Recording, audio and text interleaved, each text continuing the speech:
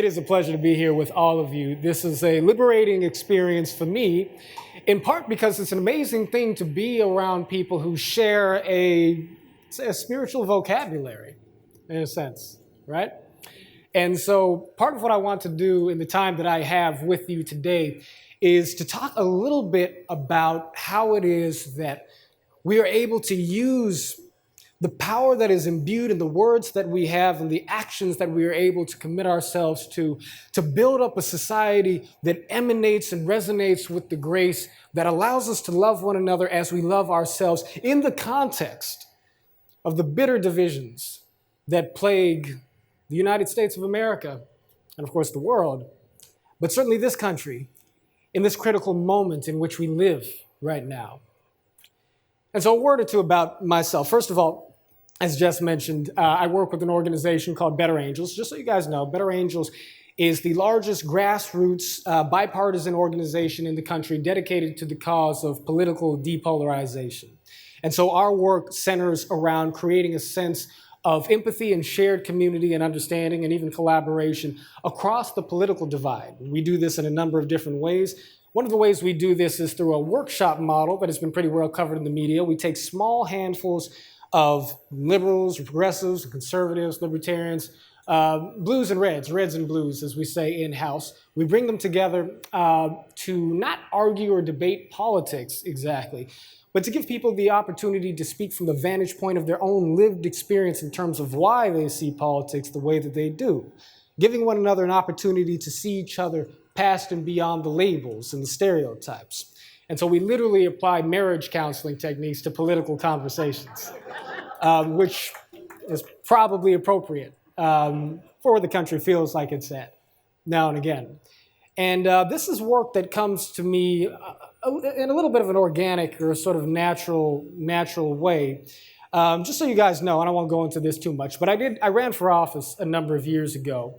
I was actually the youngest active nominee for Congress in the state of California in 2014. And so people would ask me when I was running, they would say, John, at the age of 26, and by the way, this was the case whether I was speaking to a black Democratic church in South Los Angeles or to a white Tea Party group in South Bay, LA County, people would say, at the age of 26, what makes you qualified to run to represent a district as diverse and eclectic as the California 43rd? And I would tell people, well, I have an interesting sort of family background.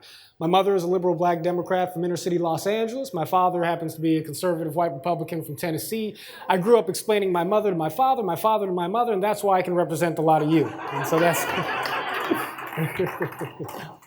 And, you know, there's a lot in that, and don't have the space to go into all the intricacies in my upbringing, but I grew up in a family that was multicultural, that was biracial, you could say, that was socioeconomically very, very diverse, and that was politically and philosophically very different. And yet, for me, because I was growing up in the midst of people who were very different, but who loved me, and who showed me unconditional love and who loved one another, beyond the differences in their worldview, beyond the differences in the color of their skin, or even in their economic beginnings in life, I got to see a vision of America as a young person that lived up a little more closely to the actual implications of our founding values.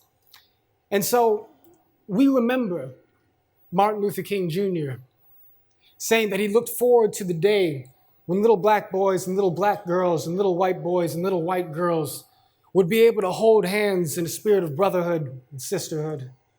We remember Dr. King saying that he looked forward to the day when his 4 little children would be able to live in a country where they were judged not by the color of their skin, but by the content of their character, the most iconic, idealistic, ethical, idealistic statement in American history, arguably. I grew up in King's promised land. I grew up in King's beloved community. We are right to think that the work of the nonviolent movement and the spirit of love that Dr. King and others sought to introduce to our politics and our society was incomplete. It is incomplete, it remains incomplete, and yet it is complete in the hearts of those who carry it with them in their lives. I would very likely not be alive if it weren't for the fact that men and women of various colors and various persuasions and various religious and political points of view put themselves on the line in a fight for justice animated by a spirit of love.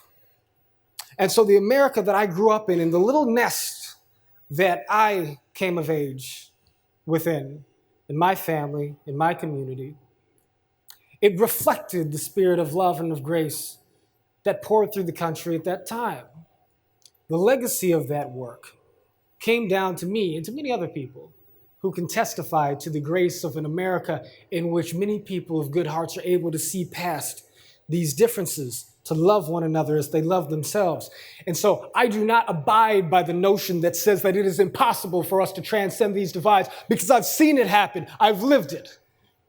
I do know that the American people are better than what it is we have experienced and what it is we have told ourselves in recent decades and certainly in recent years.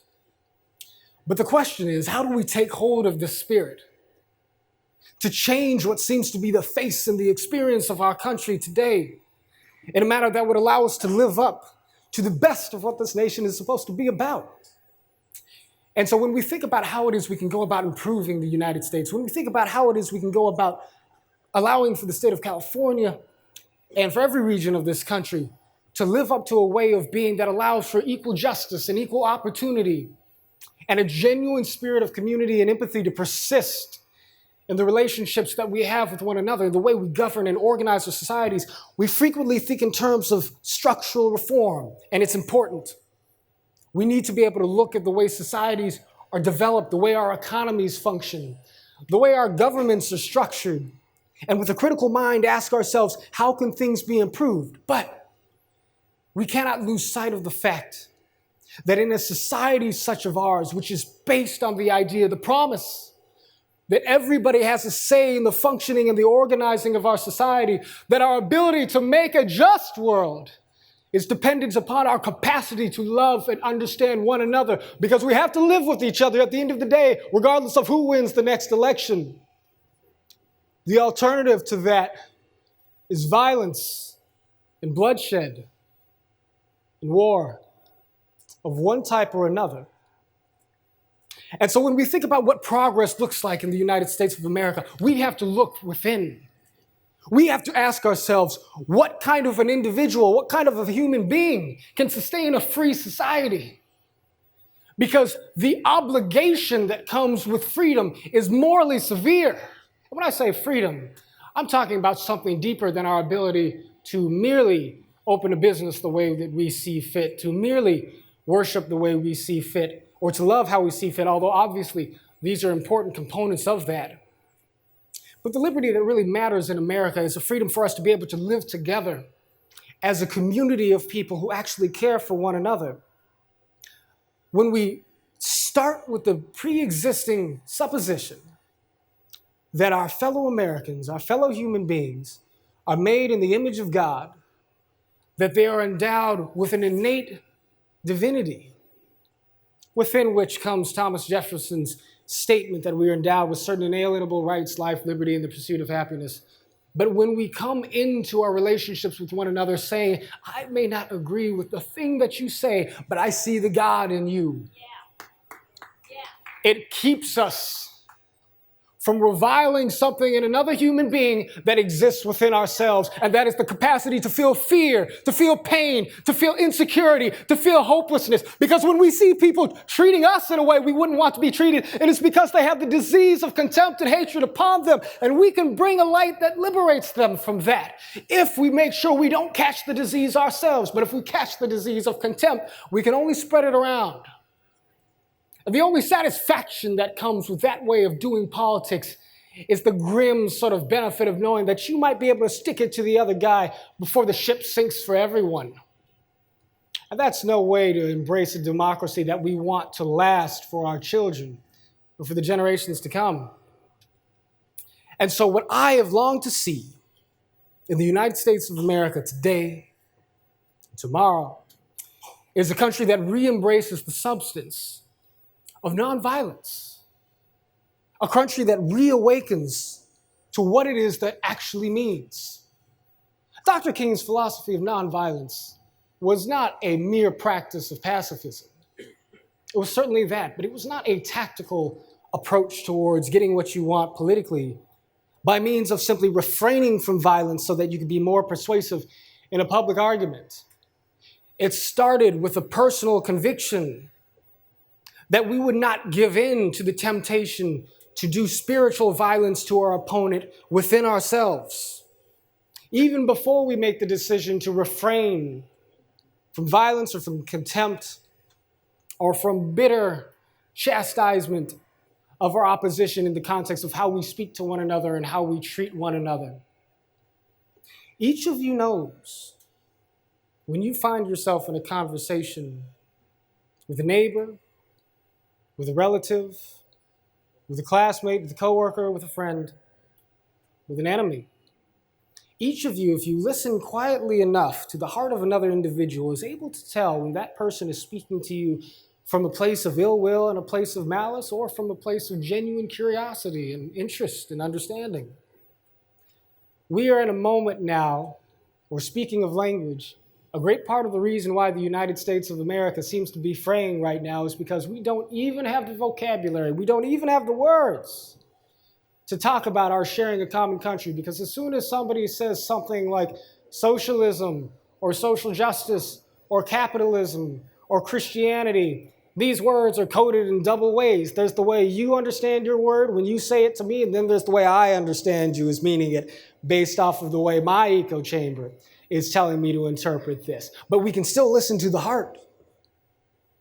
Scripture says that man sees the outward appearance, but God sees the heart of the man. I take that to mean that the Spirit of God's love allows us to have a window into the intentions of the other person we are entering into a conversation with.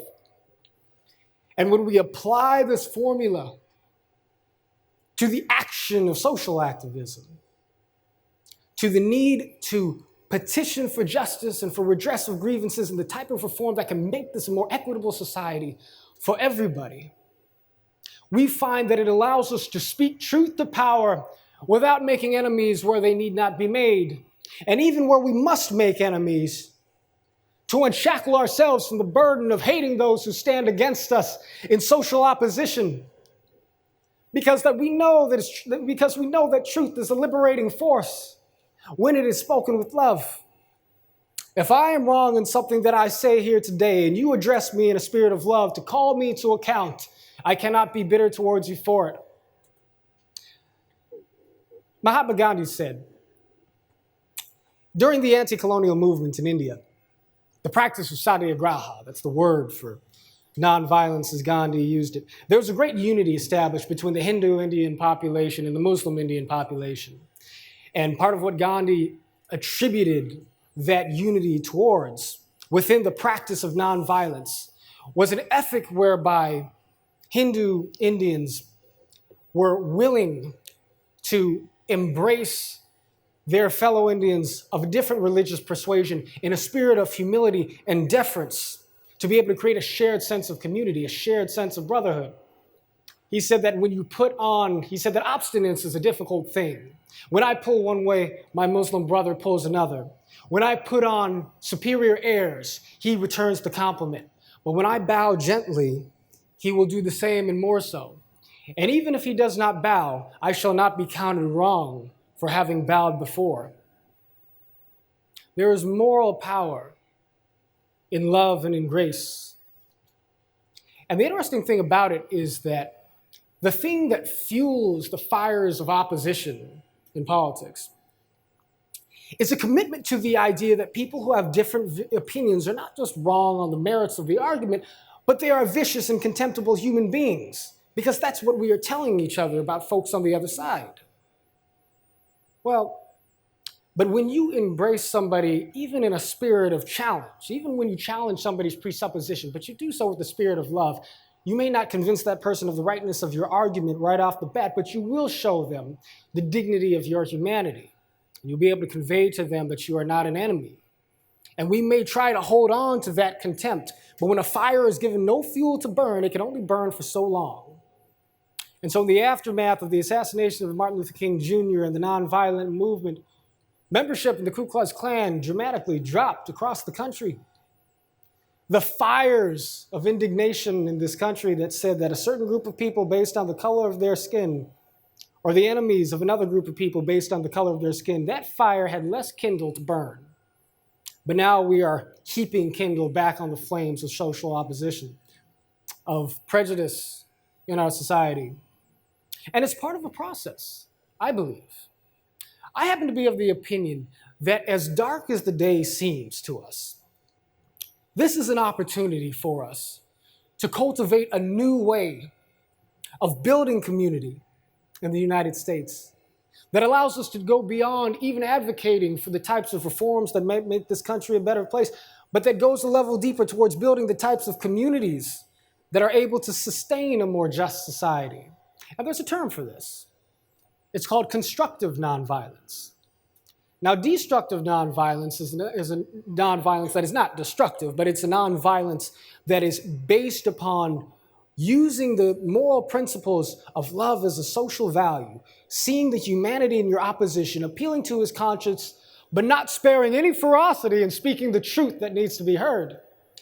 Through that type of nonviolence, through this destructive nonviolence, we are able to challenge injustice. But through constructive nonviolence, we are able to use the same tools to build a sense of shared community with the people with whom we live. And so it's an amazing thing for me, because I've traveled across the country from events like this to places to gatherings of social entrepreneurs, people on the left, people on the right, who are looking at themselves in the mirror and thinking, how is it that we can make our communities better from the bottom up? What does it look like when people come together across differences, including across the ideological boundaries that keep us from recognizing the humanity in one another, see one another's common humanity, and decide to build something that lasts in a physical space? You get people like my friend Mac McCarter with an organization called Community Renewal in Shreveport, Louisiana. Mac is an interesting guy. He's an evangelical Christian, older white fellow, who decided with his wife one day to step into a parish in Shrevedale, African-American community that was riddled with a high rate of crime and a high rate of poverty, and that had been institutionally, I think, underserved by many of the prevailing structures in the state of Louisiana. And he, over the course of 10 or 20 years, just by applying a little bit of imagination and helping the people of the community to do the rest themselves, was able to put together a coalition of organizations and neighborhood block clubs and mentors and educators who were able to help cut the crime rate in half over the course of a mere decade, was able to get jobs for young people, and again, was able to do all that just by introducing the idea that if we love one another as we love ourselves and apply that to our organizing, we can build a community that reflects that value system. It's the type of mentality that allowed Daryl Davis, African-American man, to approach people in the throes of racial prejudice and hatred in the Ku Klux Klan and the neo-Nazi movement. And through the mere art of empathetic conversation, a conversation that comes from the heart, show them the humanity of people of a different skin tone that they were not willing to recognize before because they didn't know the stories of an African American that they can empathize with. They didn't have a friendship or a relationship with someone who could show them the humanity that they were not willing to acknowledge. But when they did, the rickety structure of hatred that had possessed them began to crumble. Each and every one of us, each and every one of you can be an emissary, a vessel for this type of light. And if you feel any resistance to what I'm saying, it may in part be because of the fact that what I'm asking you all to do and what I'm asking you all to consider is indeed an incredibly difficult thing. Because we would like to think that a person who is not in the wrong, we all think we're not in the wrong, right? We all think we're right about the things that we believe socially and politically. We wouldn't think these things otherwise. But we think that if we happen to be the innocent person in an equation, we shouldn't have to bear the burden of loving somebody else who has all the problems. And I understand that. Dr. King had an answer for that in his own time. Of course, one part of the answer to this was that in loving your oppressor, you make it more possible to reach the conscience of that individual or the conscience of that group of people to get them to listen to a truth that they need to hear, even if they don't listen. And at the end of the day, love is a very persuasive thing. But even if the particular individual you're speaking to in a loving spirit does not hear the merits of what it is you say in the moment, love still has the ability to relieve us of the burden of hatred. Because that ultimately is the fundamental spiritual enemy of all human progress. And so when we embrace this task of saying that because I do not have the right to judge my fellow human beings, I mean, you can do it if you want to, but the truth is every person who you may see, they're wearing a Black Lives Matter t-shirt or let's say a MAGA hat, that might be a better example here. You know, every person you see wearing a Make America Great Again hat is a child of God. It doesn't mean that they're necessarily right in their politics, but it does mean that there's a heart and a soul that can be spoken to.